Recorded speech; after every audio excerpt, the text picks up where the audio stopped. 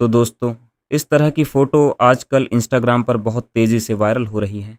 अगर आप भी ऐसी शानदार एआई फ़ोटो बनाना चाहते हैं, तो सबसे पहले इस वीडियो के डिस्क्रिप्शन में दिया गया प्रॉम्प्ट कॉपी कर लीजिए। अब सिंपली चैट जीपीटी ओपन कीजिए और यहाँ क्लिक करके उस प्रॉम्प्ट को पेस्ट कर दीजिए। इसके बाद अपनी एक अच्छी सी फ़ोटो अपलोड करें और इस आइकन पर क्लिक कर दें। अब आपको कुछ सेकंड इंतज़ार करना होगा, क्योंकि ये आपकी फ़ोटो को प्रोसेस करेगा। और ये देखिए, आपकी शानदार फ़ोटो तैयार हो गई है। अब इसे डाउनलोड कीजिए, इंस्टाग्राम पर पोस्ट कीजिए और दोस्तों के बीच अपना रोला मचा दीजिए।